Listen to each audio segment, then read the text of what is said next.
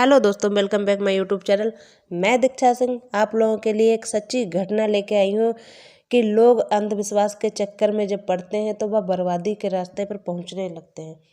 ये घटना बताने का हमारा उद्देश्य सिर्फ आपको सच्चाई से रूबरू कराना है, ना कि किसी धर्म जाति विशेष की भावनाओं को ठेस पहुँचाना है।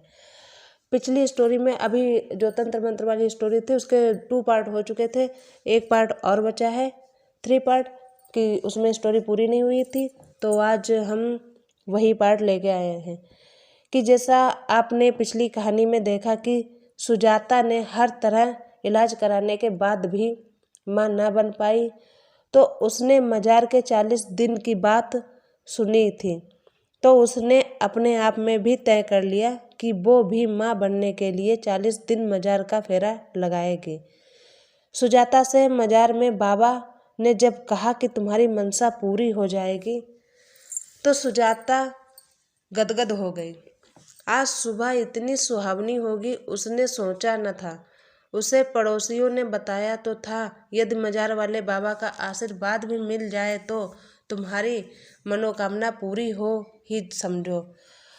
खुश मन से सुजाता ने जब घर में प्रवेश किया तो उसका पति चाय की चुस्की के साथ अखबार पढ़ने में तल्लीन था। सुजाता गुनगुनाते घर के कार्यों में व्यस्त हो गई। महेंद्र सब समझ गया कि वह मजार का चक्कर लगाकर आई है, मगर कुछ न बोला। वह सोचने लगा, कितने सरल स्वभाव की है उसकी पत्नी, सबकी बातों में तुरंत आ जाती है।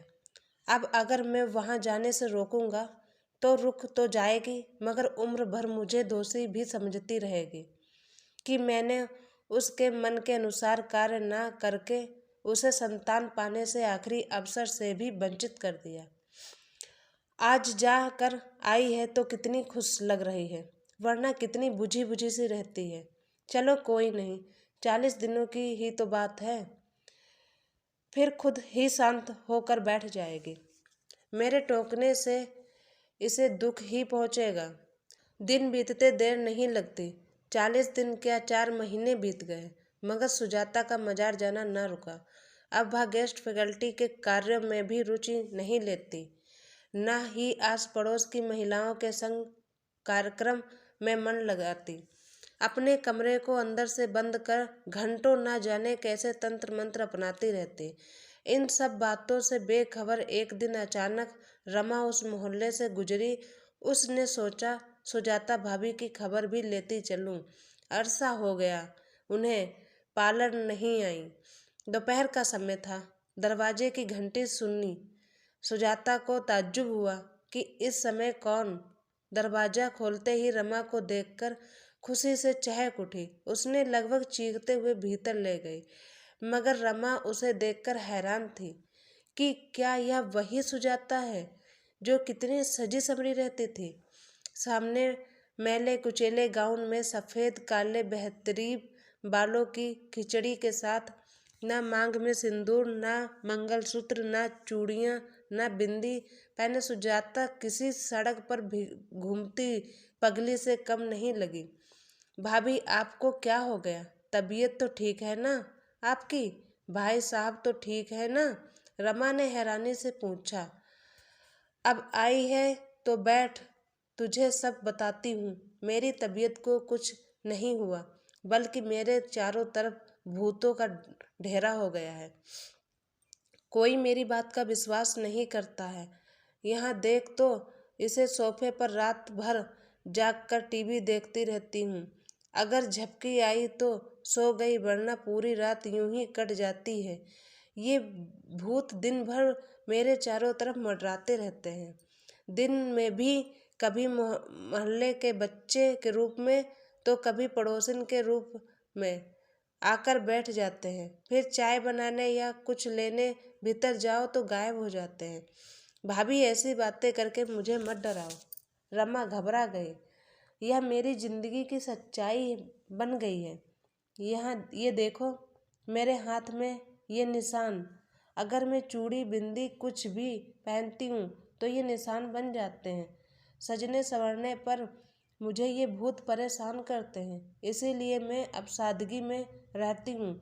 बाल भी नहीं रंगती हूँ, मेहंदी भी नहीं लगाती हूँ। रमा बोले।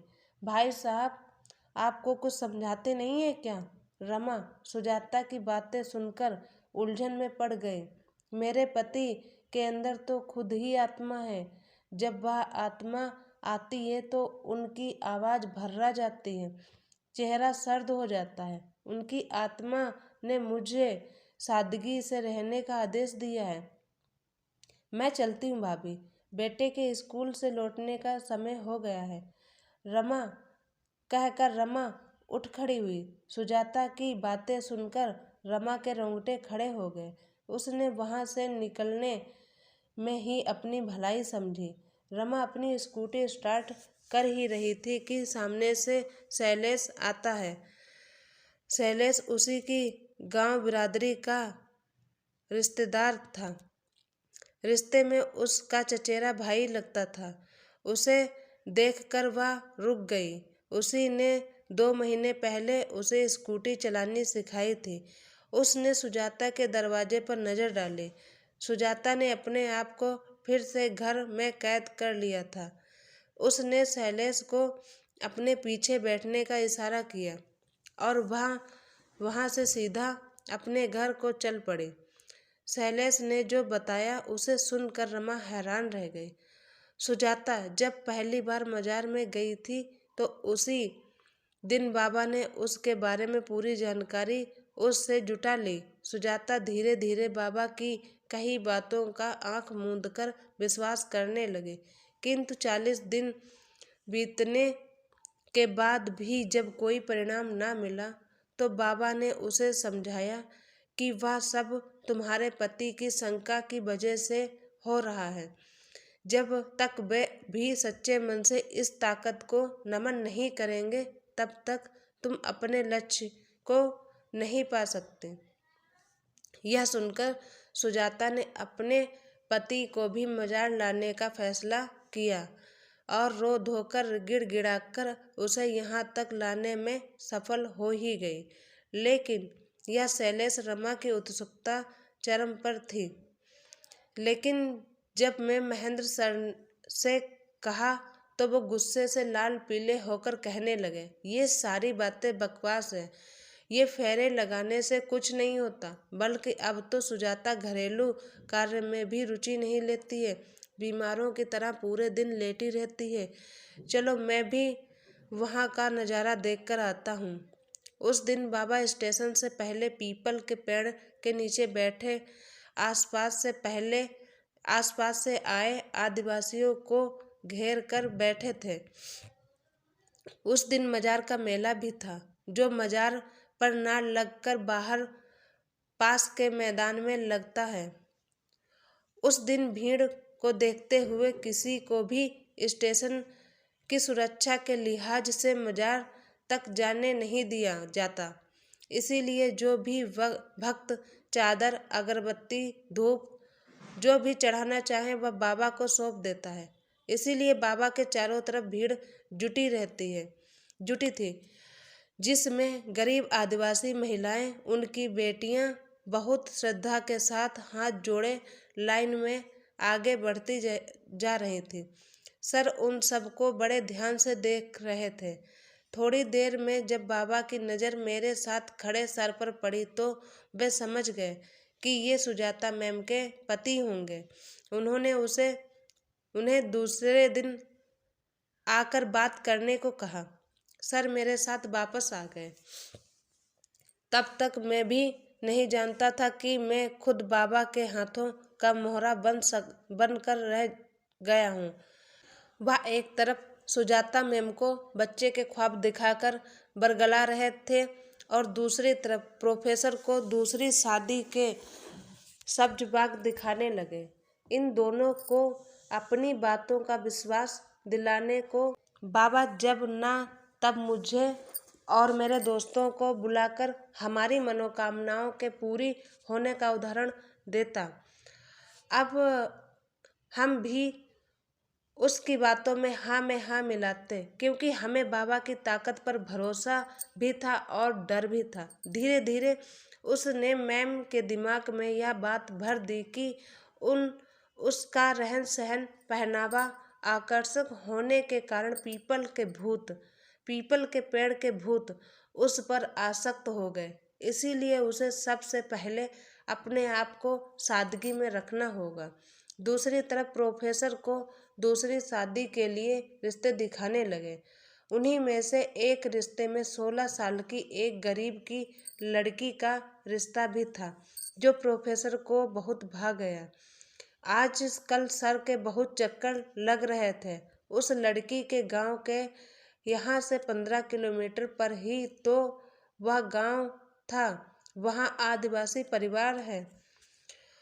उनके वहाँ अभी भी बाल विवाह बहुविवाह का चलन है। अब क्या है, सर की 5 उंगलियां घी में हैं। वे भी बस लगता है अपनी बीबी के पूरी पागल होने का इंतजार में हैं, ताकि उन्हें पागल खाने भेजकर उसकी सहानुभूति भी बटोर लें और फिर उस कन्या से विवाह कर संतान भी पैदा कर लें। मेरी गलती बस यही है कि मैं बाबा और सर की चालों में पहले समझ ही नहीं पाया, वरना मैम की कुछ मदद कर देता। मगर उनकी मानसिकता स्थिति को केवल किसी मानसिक रोग विशेषज्ञ से मिलकर ही संभाला जा सकता है। लेकिन मानसिक रोग विशेषज्ञ इस शहर में मौजूद ही नहीं है और दूसरे बड़े शहर में ले जाकर इलाज कराने के मूड में प्रोफेसर ही नहीं है। शैलेश के मुख से यह सब सुनकर रमा घोर चिंतित हो गई। बेचारी सुजाता भाभी, यह मक्कार बाबा जब प्रोफेसर को अपनी बातों में न उलझा पाया तो उसने दूसरा जाल फेंका, जिसमें बड़े बड़े ऋषि मुनि न पा पाए। तो फिर इस जाल में से प्रोफेसर कैसे बच पाते? वह दूसरी शादी के लिए अपनी पहली पत्नी को भूल गया। मौका परस्त आदमजात, यह सोचकर रमा अपना सिर पकड़कर बैठ